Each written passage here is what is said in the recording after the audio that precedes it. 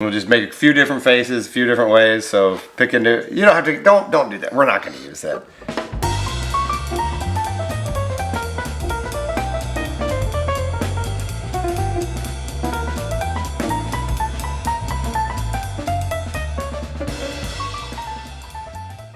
Welcome back to Drinking with Craig and Roger. I'm Craig. I'm Roger. This is a video you've been wanting to do for a long time. Too long. Part of it is like we have to do this video just so you can actually drink this stuff that you've been holding on to for the video. For over a year, yeah. Yeah. Anyway, this is a great time to live if you like alcoholic beverages, because you can go into a fairly good-sized store and buy things that originated all the way around the world.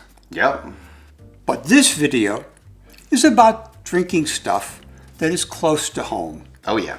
Now, if you've been following our videos, you know that we have reviewed a number of whiskeys and beers that are produced in Atlanta or Athens. Mm-hmm. But we're going to sample some new stuff. Drinking local or drinking locally is not something you need to do only where you live. Yep. If you take a trip, it's always nice to see what's available along the way or at your destination. Visiting a brewery or a winery or a distillery is always a nice trip. That's true. They have really nice tasting rooms, they're really friendly, and you get to sample stuff that you can't get anywhere else. Yep. And I follow this advice. We were recently in North Carolina. When we came home, we went through South Carolina, and I looked, and I found a couple of wineries to go to. Okay. So we went to Victoria Valley and had a nice time there. And then we went to Lazy Bear Winery, and we were really lucky here because we arrived at a time when we were the only customers there. So the owner gave us all his attention, and we actually got a taste of every single wine they produced. Wow. Which included meads and other things. It was a really nice time. Mm-hmm. And on the way, I just looked at the side of the road, and there was a distillery. Wow. And they made moonshine. So here it is. Cedar Mountain Moonshine. Interesting. Yeah, and moonshine, well, it's not really moonshine. Is it? Moonshine is illegal. This is legal. Well, yeah. They had a really nice small still. He told me he could distill stuff at about 190 proof. And this is distilled from cane. From cane sugar, not corn. Red corn, yeah, that's so it's different, yeah. And I got to sample a little something that was 150 proof, which some of his patrons preferred, and it was pretty good. Can we try this really quick? If you want to. Let's try it. We didn't plan on drinking this, but something about it has caught my attention. Well, it's not really moonshine because it's legal, but it is not aged very long. I'm gonna get different glasses. Now we have done a video on moonshine.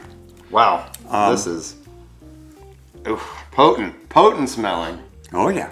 This is lemon flavor? Lemon, yeah. All right, let's give it a try here. Cheers. Cheers. Wait a minute. All right. Cheers. Cheers. Wow. Okay. Whew. Interesting. It is lemony. Yeah, I'm going to say this is like a North Carolina limoncello. That's about it. Haven't had anything exactly quite like it, so good find on the roadside. Mm-hmm. We were in Nova Scotia last year, and we were up in Cape Breton, so we were coming back home. We stopped in Antigonish, and we went to a couple of breweries there. They were very nice. You did. Oh, they were nice. We enjoyed it. It was a great time, and we couldn't bring any of that beer back, but we did stop at a distillery. Okay. And this is it. What do we got? It's Coldstream Clear. This is a coffee rum cream liqueur. That sounds good. Which was not, yeah, they didn't make whiskeys, but they did make liqueurs. And so we enjoyed that. And that's the little bottle we had there. So, you're going to open that too? Okay. Why not? Let's give it a try. Ellen would have finished it if I hadn't. It's so good. Yeah, that's really good. That is good. Yeah. Coldstream Clear. Yeah. All right, handcrafted in Nova Scotia. Yep. So hand carried back. Anyway, so that's, what I would think if you want to visit someplace. But if you can't visit the distillery, what you can do is go into a beverage store. Of course. And we have done that many times. Many times. I brought back this Bold City IPA, from Florida. Okay. Yeah. There's some good beer in Florida. Oh, yeah, absolutely. Anyway, I brought that back. Yeah. Ellen was visiting Chattanooga, and she went into a store, and she brought back this. Yep. We got the Wanderlinger Brewing Company. That's it. 100-day IPA. 100-day IPA. What is the story behind this? I don't know, but it sounds interesting. How was it? It was good. Okay. I enjoyed it. I drank a six-pack of it, so what can I say? And Ellen helped me.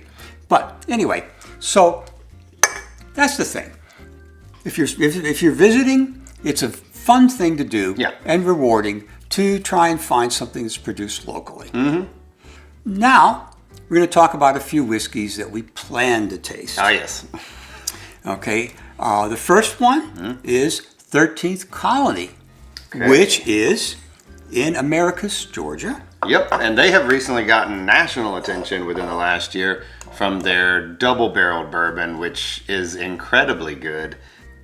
13th Colony is the first distillery in Georgia since Prohibition. Okay. It was established in 2009.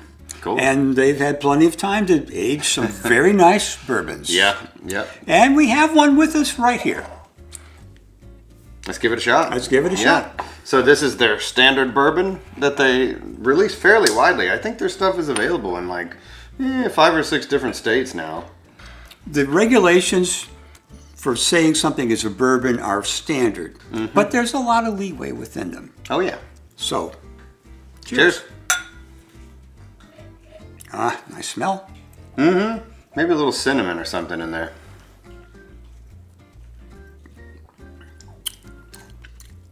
Yeah, it's a nice bourbon. A little spicy note to the upper part of the taste. Yeah, definitely more heavier on the spice elements. Maybe this is a high rye profile, high rye mash bill, because it's a little on the spicier end than the candy sweet end. Very long finish. That it does. For 95 proof, okay, that's up there. Does that make sense? It tastes about 95 proof. So yeah, it's good stuff. But I can see why these guys are starting to get some attention.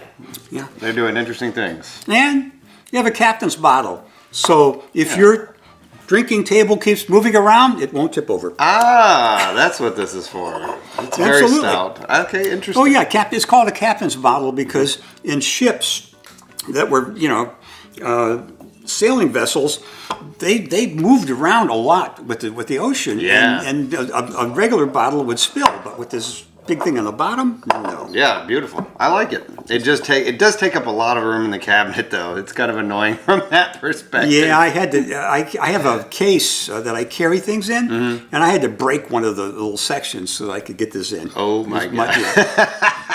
Anyway. All right. Very good. Well, thanks for bringing it. Good stuff. It's good stuff. Nice. What do we got next? Well, we took a day trip up to Clayton, Georgia for Moonrise Distillery. We have 2 things here. We have 2 things here. It was, again, a very nice little place to go. And, the owner was there. He talked with us. We talked with him. He even signed and dated the bottle. The bottle, yes. Pretty awesome. They were established in 2012. Okay. And their philosophy is not to age by year, but to let the beverage tell them when it's ready. Okay. Which means they have to age it, 4 to 6 years or something like that. Yeah. But that's what they do. Very nice folks. And I think bourbon and the rye. We have a rye as well as a bourbon. Do you want to taste both or just one? Why not? I never had anything from these guys. Let's give it a whirl. Let's go back to back with the bourbon here. All right. All right. Here we are. Interesting smell. Oh, it's not quite as spicy as the 13 Colony. No. Nice and clean smell, though. And it's 90 proof, so it's good. Definitely a little thinner, A but little lighter body, yeah. yeah, lighter body. But like you said, I mean, smooth. The finish is totally different. Definitely must be a lot lower on the rye side. So this is pretty good. And I can see you went last year, so it's pretty recent. And then I know, so yeah, you went there, you went to Moonrise, and they also have a brewery, so a nice little trip. Oh, absolutely a nice little trip. All right, let's give this rye a shot here. What you got, Moonrise? Are you sure you poured the rye? Yeah? Yes. Wow, they are very similar. Well, that must mean that the bourbon is not very high in corn, Yeah. and the rye is not very high in rye. I mean, I guess so. the difference could be as little as 2%. Well, true. Interesting. It's still good. Oh, it's and great. this one's a little lower proof, but it drinks the same.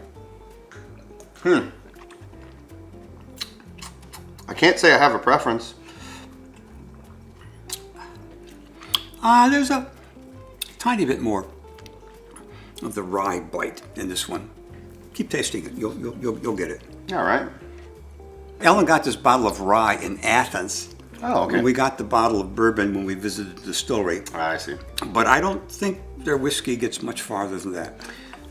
I've rarely seen it. So, yeah, it must be real small distribution. But they still make good stuff, so Oh, absolutely. definitely worth checking out. But yeah, just another perk, a little place you wouldn't otherwise know about if you didn't get out there. And As far as I could see, they had only one warehouse, and it was not that big.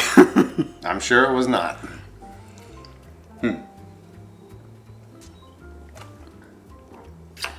All right, pretty good stuff. Nice job.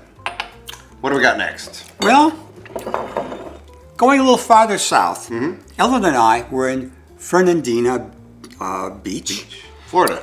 Florida. Yeah, just across the line from Georgia. And we were driving up the street coming back from, I think, the beach. But I just looked on the side, and there was a distillery. It didn't appear on anything that I searched, but there it is. Okay. And it is Marlin and Barrel, and they've been open since 2012. Okay. And they have a lot of flavored stuff and whatever. It's pretty small. Yeah. But I decided to get this Shoreline bourbon, Okay. so we have a bourbon to taste. All right. Let me open this sucker up. And Did they distill this themselves? Do you know? absolutely. Okay. They do it right there. We got to see everything. It was all in one big space with divisions.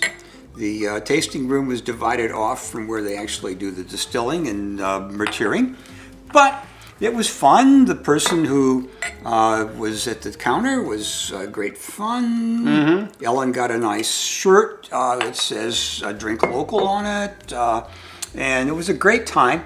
So everybody who was there enjoyed this trip very much. Okay.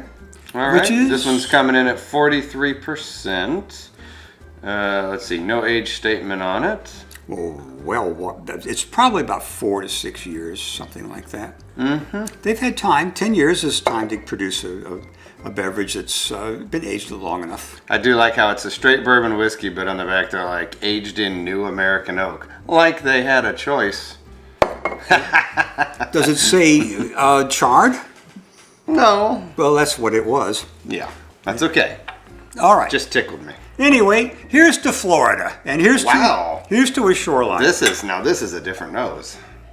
Oh man, do I smell butterscotch in this or what? Ah, butterscotch. Yeah, you're right. Wow. Whoa. That is immediately way different.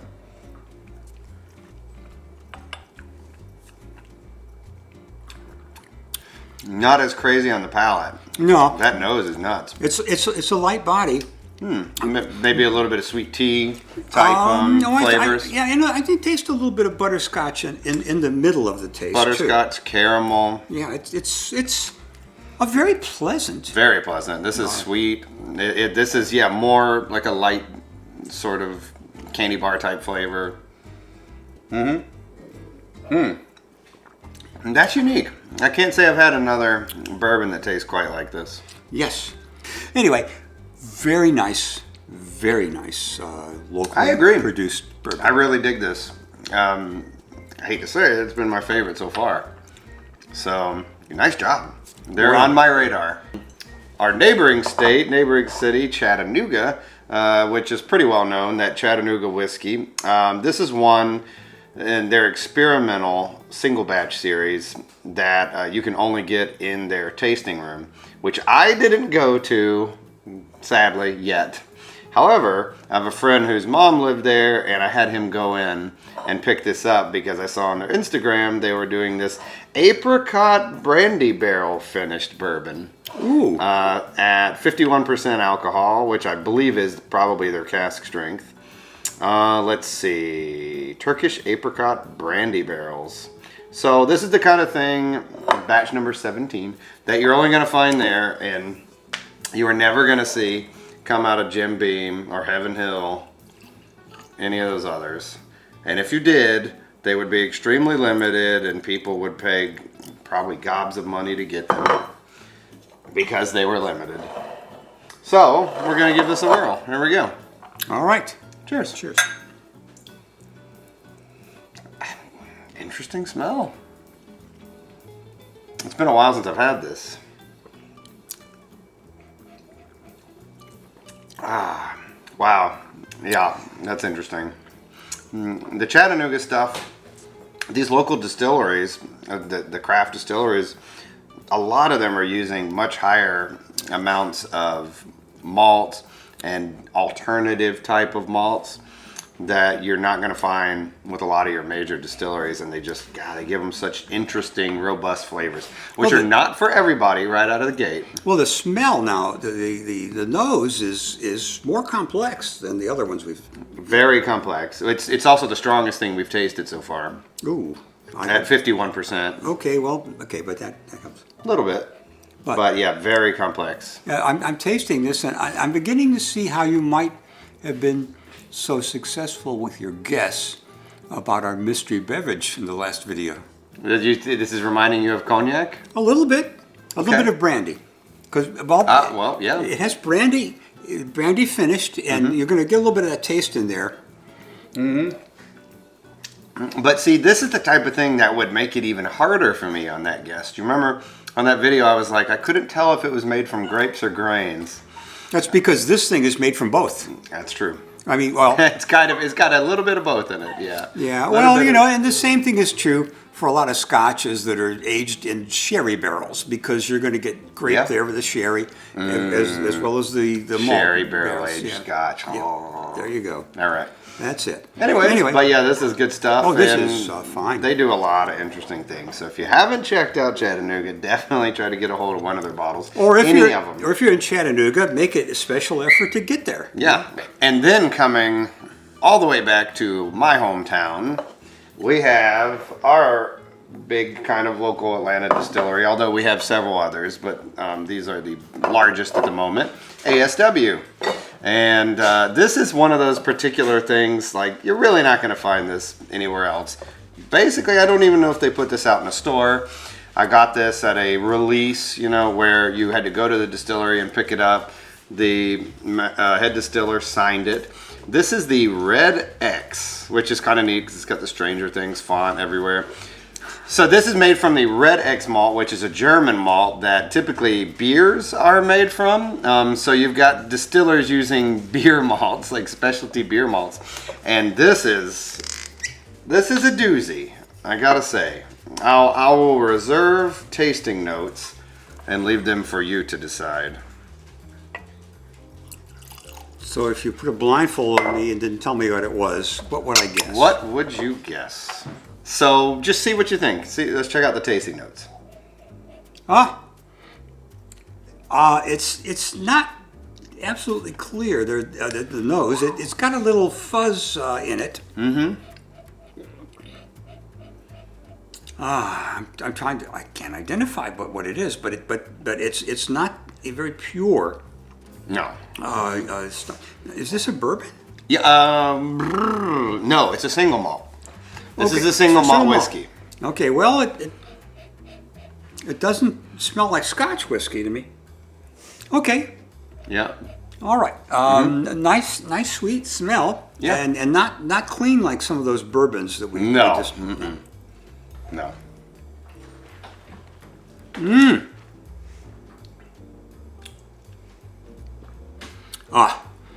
That is a very sweet body. There is one thing that sticks out to me so much, and it's cinnamon red hots. Like, I get it in the nose, I get it in the taste and the finish. It's sweet, but it's also very cinnamon spicy, but not in a bad way. I get a little bit of sweetness and spicy in the nose, but it's not so obvious to me after several sniffs. Okay. Big time on the finish, though, right? Also, strangely, just In the main body of the taste, not so much. Yeah. But in the finish, it just overwhelms you. Yeah, it's really strong in the finish. It's really strong. We finished Red X single malt whiskey on hand-charred staves of American white oak that our head distiller, Justin Manglitz, harvested in Jackson County, Georgia. The staves further concentrate the whiskey's beautiful copper hue and rich, flavorful character. It's just so different than what you would expect. And Yes. there's wonderful whiskey made on a very large scale. Yes. And beer and wine all over the world. And you can get this stuff locally if you want to. Yeah. But the stuff that has more character and is different, made by local folks, is what this video is about. Yeah. It's a great experience. You get to a meet great the taste. people. Yeah. You get to have a sense of place and identity with the thing you're drinking. You help the local economy. You help provide jobs. You do all sorts of And you have good stories things. and memories to go along with when you get it. And if you're like me, you have labels to go along with the things you've had. So it's a very, very good thing to seek out places that are local, to try beverages. Agreed. Definitely agreed. Highly recommend drinking local and seeking local when you travel. Absolutely. Thank you for sharing everything. Thank you. And if you like what we're doing, definitely send us a like and subscribe to see what we're going to do next, because it could be anything. It's whatever we feel like. Whatever we feel like doing, so there we are. Yeah, and if you have any comments, anything you want to see us do, if you've tried any of these things or you have like crazy local stuff that you really like to recommend, let us know in the comments. And if we can't get it locally, and if you're from like Oregon or whatever, if you can send us a bottle of it, we'll hit us up. We'll give you the address and we will feature it. Absolutely. So, all right. Until next time. Cheers. Cheers.